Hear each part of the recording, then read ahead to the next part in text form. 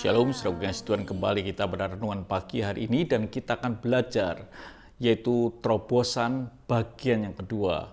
Kemarin kita bicara selama 1 minggu terobosan bagian pertama dan ini bagian yang kedua dan kita akan ambil dari kisah yang lain. Sekali lagi saya katakan bahwa orang yang mampu menerobos adalah orang yang sanggup ada dalam posisi yang Tuhan inginkan. Atau kita boleh mengalami kehidupan yang ada dalam rencananya. Dan kita akan melihat satu firman Tuhan, 1 Samuel 17 ayat yang ke-33 dikatakan, "Tetapi Saul berkata kepada Daud, 'Tidak mungkin engkau dapat menghadapi orang Filistin itu untuk melawan dia, sebab engkau masih muda, sedangkan dia sejak dari masa mudanya telah menjadi prajurit.'" Saudaraku yang kasih Tuhan, ketika Daud ingin mencoba mengalahkan Goliat, Saul berkata, "Tidak mungkin karena engkau masih muda." Artinya tidak punya pengalaman, sedang musuhmu sudah berlatih berperang sejak masa muda. Saudaraku yang kasih Tuhan, rasanya bahwa Daud tidak masuk hitungan. Tapi saya beritahu bahwa anugerahnya itu betul memperdulikan kita dan membawa kita ada dalam hitungannya, yaitu kalau kita menerobos, saudaraku. Saudaraku yang kasih Tuhan, siapa Daud? Daud orang yang betul-betul tidak masuk hitungan. Ketika Samuel ingin mengurapi seorang raja untuk menggantikan Saul, dia datang ke rumah dan dia tanya orang yang akan diurapi. Kakak-kakak Daud semuanya datang, lalu Samuel berkata, "Masih adakah yang lain?" Karena semuanya ditolak oleh Tuhan. Lalu dalam 1 Samuel 16 ayat 11 dikatakan, "Masih tinggal yang bungsu, tetapi sedang mengembalakan kambing domba." Betul-betul tidak masuk hitungan. Tapi sekali lagi, bahwa anugerahnya itu menghitung saudara, memperdulikan saudara. Dikatakan dalam 1 Samuel 16 ayat ke-12, "Kemudian disuruhnyalah menjemput dia. Ia kemerah-merahan, matanya indah dan parasnya elok. Lalu Tuhan berfirman, 'Bangkitlah, urapi dia, sebab inilah dia.'" Jadi saudaraku yang kasih Tuhan, sesuatu yang luar biasa, bahwa Tuhan betul-betul memperdulikan dan menghitung orang yang tidak masuk dalam hitungan. Jangan berpikir orang yang lemah, orang yang tidak bisa apa-apa itu tidak dipandang Tuhan.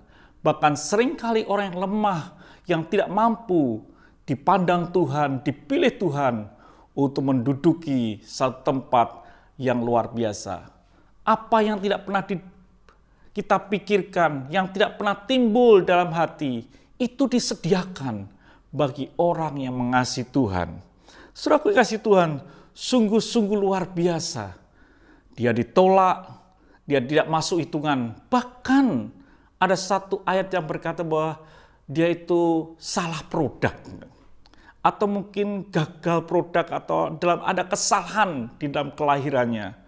Di dalam Mazmur 51 ayat yang kelima, "Sesungguhnya dalam kesalahan aku diperanakkan, dalam dosa aku dikandung ibuku."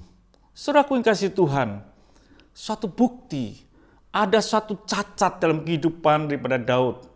Tapi Daud adalah orang yang mendapat anugerah Tuhan dan dia bisa menerobos, dan kita akan melihat satu kali Daud bisa menduduki tahta kerajaan. Ini satu anugerah yang Tuhan berikan. Jadi saudaraku kasih Tuhan, Tuhan tidak peduli dengan masa lalumu. Tuhan tidak peduli dengan kondisimu. Setiap hidup kita ada rencana Tuhan supaya kita bisa maju dan menduduki posisi yang Tuhan inginkan. Saudara-saudara bisa lihat seseorang yang lain.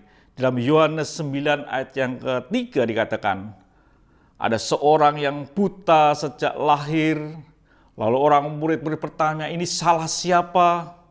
Lalu dalam Yohanes 9 ayat 3 dikatakan, bukankah dia ini dan bukan juga orang tuanya, tetapi karena pekerjaan-pekerjaan Allah harus dinyatakan di dalam dia. Pekerjaan Tuhan bisa dinyatakan di tengah-tengah orang yang buta sejak lahir, orang yang mungkin lemah pada waktu itu. Tapi Tuhan berkata, bukan salah dia, bukan salah orang tuanya, tetapi supaya nama Tuhan dipermuliakan melalui kehidupan dia.